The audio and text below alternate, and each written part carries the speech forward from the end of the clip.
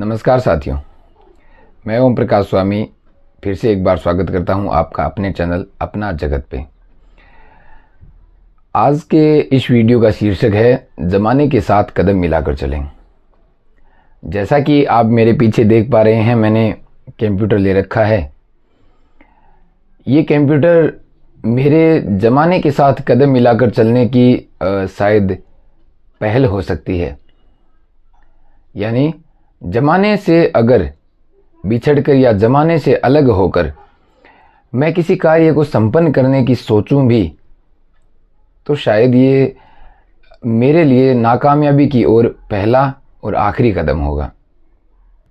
जी हाँ दोस्तों, आज का युग है तकनीकी का युग, जिससे सारे काम आसान हो गए हैं और इस तकनीकी की हमें पूर्ण जानकारी ना हो पाने के कारण कहीं ना कहीं ये हमारे लिए हानिकारक सिद्ध होती जा रही है, वो भी पूर्ण जानकारी ना हो पाने के कारण। जबकि ये चलने वाला समय और आगे आने वाला समय इस दौर की अंगड़ाई के जैसे हैं। जैसे हर दौर में क्रांति घटित होती है, वैसे ही ये दौर क्रांति का दौर है, परिवर्तन का दौर है।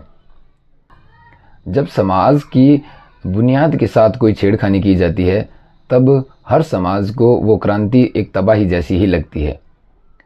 हालांकि परिणाम इसके निश्चित ना हो, मगर सोचते ही दुश्चिंता हमें पकड़ लेती है, जबकि हमने इसमें पारंगत होने के लिए किसी प्रकार की कोशिश ना भी की हो भले, फिर भी हम दुश्चिंता से घिर जाते हैं कि आने वाला दौर शायद किसी हानिकारक तत्व की तरह हमारे ऊपर प्रभावी हो जाएगा।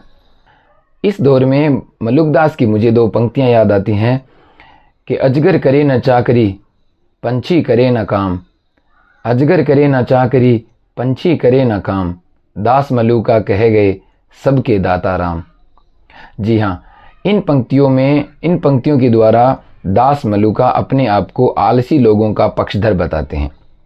वो कहते हैं कि आप भले कुछ भी ना करो, फिर भी आपके जो दाता राम है वो आपको, यानी राम का मतलब है यहाँ प्रकृति, यानी आपको प्रकृति सब कुछ प्रदान करती रहेगी, आपका जीवन निर्वाह होता रहेगा।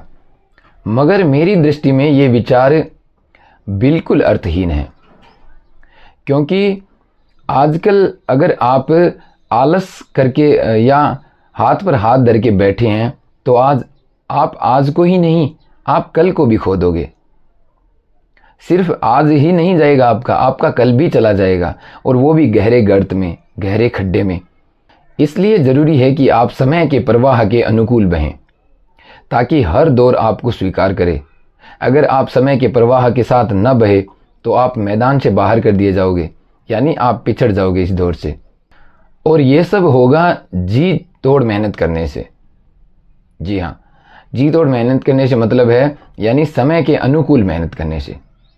समय की ज़रूरतों को देखकर आप मेहनत करोगे तब ये कार्य सिद्धि हो सकती है, वरना अगर बिना दिशाहीन तरीके से अगर आप मेहनत करते हो फिर भी शायद वो कहीं ना कहीं सार्थक नहीं होगी। जैसा आज का समय है, जैसा आज का समय चाहता है, वैसी मेहनत आपको करनी पड़ेगी और आपको आज के दौर के साथ जुड़े रहना पड़ेगा। ऐसा नहीं कि समाज की धारा से हटकर आप अपनी मेहनत किए जा रहे हैं।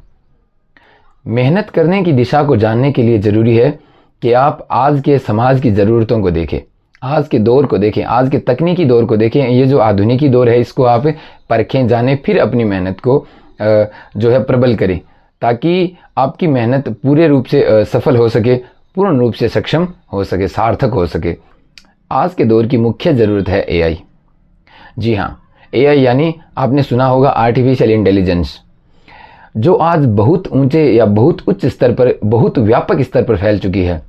जी हाँ, इस मशीनी युग से भिड़कर अपने अस्तित्व को जिंदा रखना उसी के बूते की बात हो सकती है जो जी तोड़ मेहनत करता है और इसके अनुकूल मेहनत करता है। तो मेरे कहने का मतलब यही है दोस्तों कि समय के साथ रहकर चलने का प्रयास करें। थोड़ा कठिन जरूर है, मगर समय से पिछड़कर आप चल नहीं पाओगे। और उन नौजवानों से मैं कह देना चाहता हूं जो आज हिम्मत हारे बैठे हैं, किसी भी तरह हाथ पर हाथ धरकर बैठे हैं, जो अपनी मेहनत को भी सुचारू रूप से जारी नहीं रख पा रहे हैं, उनसे मैं कह देना चाहता हूं कि नासिर काज़मी ने एक शेर कहा था, कल ये ताबो तवा न रहेगी, ठंडा हो जाएगा लहू। ताबो तवा का अर्थ है ये सामर्थ्य, ये शक्ति जो है आपकी, ये कल नहीं बचेगी। कल ये ताबो तवा न रहेगी, ठंडा हो जाएगा लहू, खुदा के वास्ते हो जवान अभी, कुछ कर गुजरो तो बेहतर है। जी हाँ, बिल्कुल, आज का जो समय हमारे हाथ में है, ये हमारे हाथ में शायद कल न होगा, फिर पछतावे के सिवा कुछ ना बचे, ऐसा भी समय हमको लेकर आना नहीं है। तो हमें समय के अनुकूल, समय की ज़रूरतों के अनुकूल, समाज की ज़रूरतों के अनुकूल, आधुनिक युग की ज़रूरतों के अनुकूल, तकनीकी युग की ज़रूरतों के अनुकूल हमें हमारी मेहनत को प्रशस्त करना है और हमारे हासिल को पाना है, हमारी उपलब्धि को पाना है, हमारे उद्देश्य को पूर्ण करना है। तो आज के मेरे कहने का मतलब यही है कि अपनी मेहनत को एक सही दिशा दे, जिससे आपके जो सपने हैं वो पूर्ण हो सकें, आप सफल हो सकें। धन्यवाद, थैंक यू। देखते रहिए, सहयोग देते रहिए, अपना साथ बनाए रखें। धन्यवाद।